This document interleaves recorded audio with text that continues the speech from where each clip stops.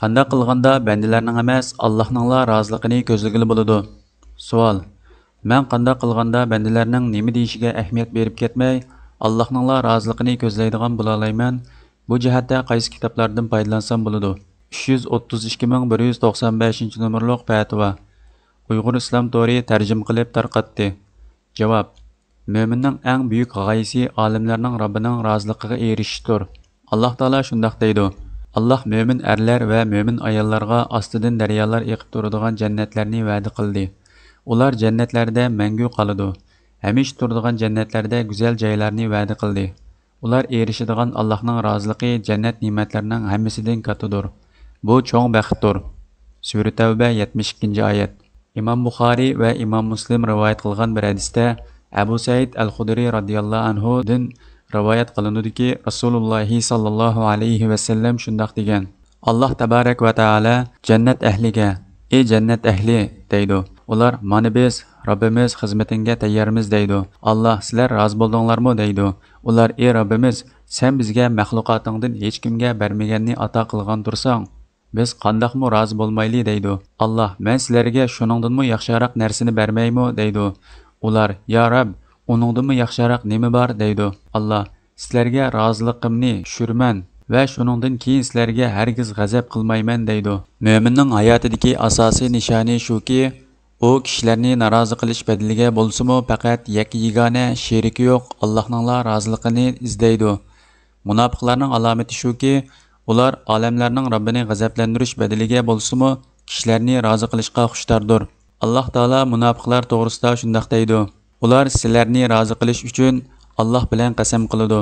Agar u rostilla mo'min bo'ladigan bo'lsa, Allohni va uning payg'ambarini rozi qilishlari kerak edi. Sura Tavba 62-oyat. Kishining faqat Alloh taoloning roziligini ko'zlashiga yordam beradigan ishlarning ba'zilari tovandikicha.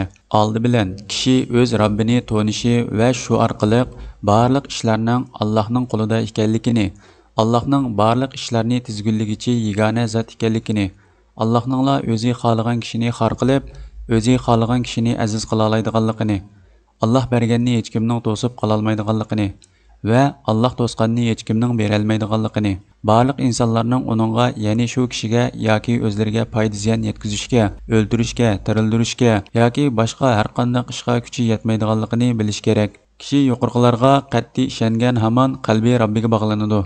Chunki bu kishilarning Allohning iznisiz holda uningga foyda yoki ziyon yetkazolmaydiganligiga ishonadi.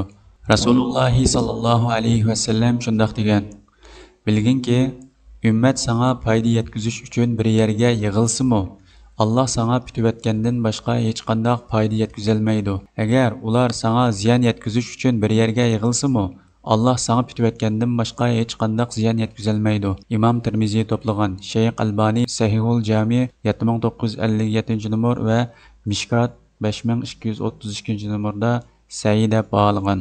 Ikkinchi, kishi boshqalarning uni yaxshi ko'rishi va uningdan rozi bo'lishining faqat Robbining izni bilan bo'lganligiga qat'iy ishonish kerak. Shunga agar u Robbini rozi qilsa, Alloh mo'min bandalarning qalbiga uningga bo'lgan muhabbatni singdiradi.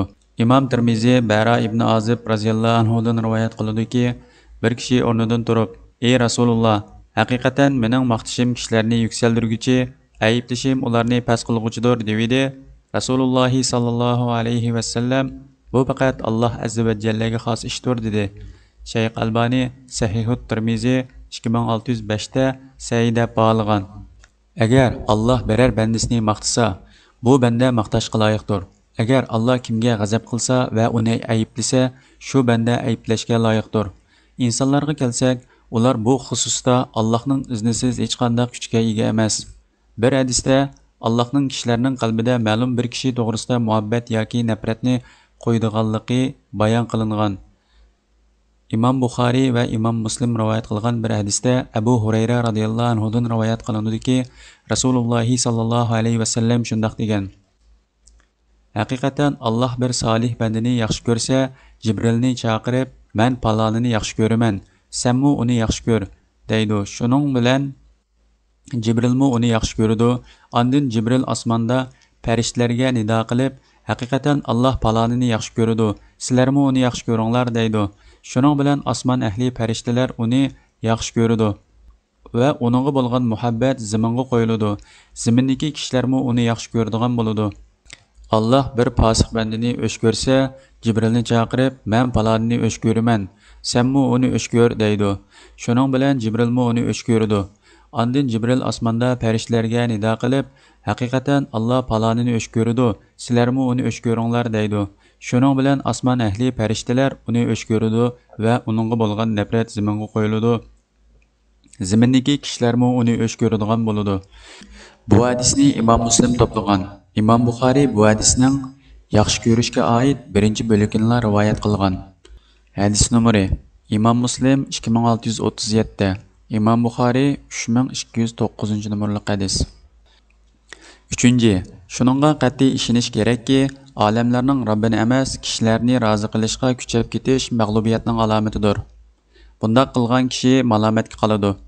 Hech kim bundaq kishini vaqtimaydi. Allohmi uni tark etadi. Hech kim uni qo'llamaydi. Ammo kishi faqat Allohnila rozi qilishga kuchsa, Alloh uningga kifoya qiladi va uni kishilardan behojat qiladi. Alloh taolo shunday deydi: Allohga qo'shib boshqalarni iloh qilib olma. Bo'lmasa ayiblangan Alloh taoloning yordamidan mahrum bo'lgan holda dozoqda hamisha o'ltirib qolasan. Sura Isro 22-oyat. Imom Ibn Hibban Sahihi Ibn Hibban 277 nomerli hadisda Aisha radhiyallohu anhadan rivoyat qiladi-ki, Rasululloh sallallohu alayhi va sallam shunday degan: Kim insonlarni g'azablantirish badaliga Allohni rozi qilsa, Alloh uning kifoya qiladi. Kim insonlarni rozi qilish badaliga Allohni g'azablantirsa, Alloh uni kishilarga tashlab qo'ydi. Shayx Albani Silsilatus Sahiha 2311-nomerda sahih deb baholagan.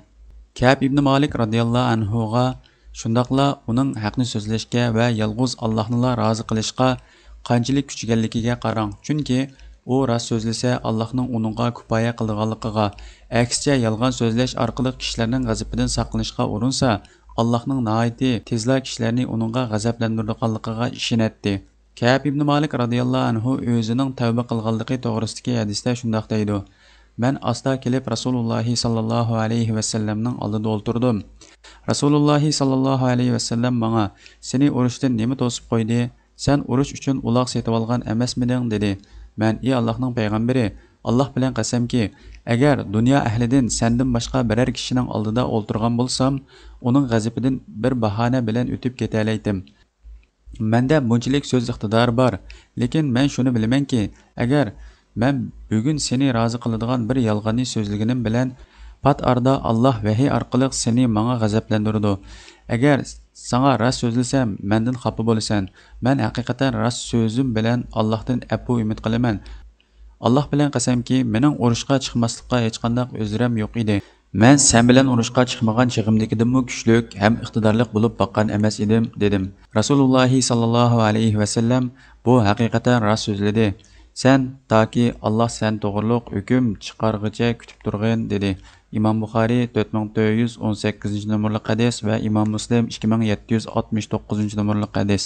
4. Shuni bilish kerakki, kishilarni to'liq rozi qilib bo'lg'ili bo'lmaydi. Chunki inson aslidilla adolatsiz va nodondir.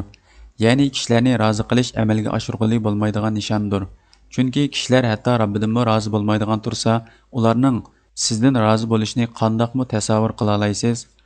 Imom Bayhaqi Zuhud al-Kubra 180-nomerda sahih sanad bilan rivoyat qiladi-ki, Hasan al-Basri rahimahullohga kishilar sening majlislaringga kelib, sendan qusur tepib, shu orqali g'aybatingni qilmoqchi bo'lishidi deyildi. U: "Buning tashvishlanguchiligi yo'q. Chunki men Allohga yaqin bo'lishni o'yladim va buningdan umidim bor. Jannatni o'yladim va buningdan umidim bor. Jannatdagi yo'llarni o'yladim, buningdan umidim bor. Ammo men kishilardan, ya'ni ularning tap-tanisi va vahagazalardan amin bo'lishni o'yladim, lekin buning chorasini topolmadim. Men insonlarning o'z yaratquchisidanmi rozi emasligini ko'rib, o'zlariga o'xshash maxluqlardan, ya'ni boshqa insonlardan hargiz rozi bo'lmaydiganligini to'nib ketdim" dedi.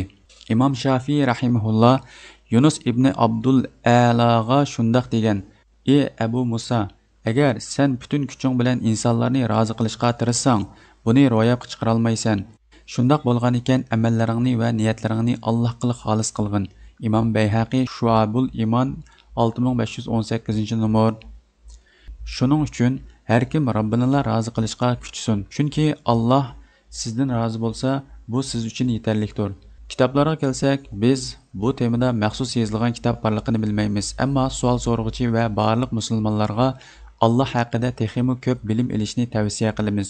Chunki bir odam Rabbini qancha yaxshi tanisa, Allohning roziligini shuncha ko'p ko'zlaydigan va kishilarning noroziligiga parvo qilib ketmaydigan bo'ladi. Biz yana Ibn Rajab va Ibn Qayyim Allah ularga rahim qilg'ayning kitoblarini ko'plab o'qishingizni tavsiya qilamiz. Chunki ularning mushu xususdagi kitoblari bu sohadagi eng manfaatli asarlardandir. Alloh eng yaxshi bilguvchidir.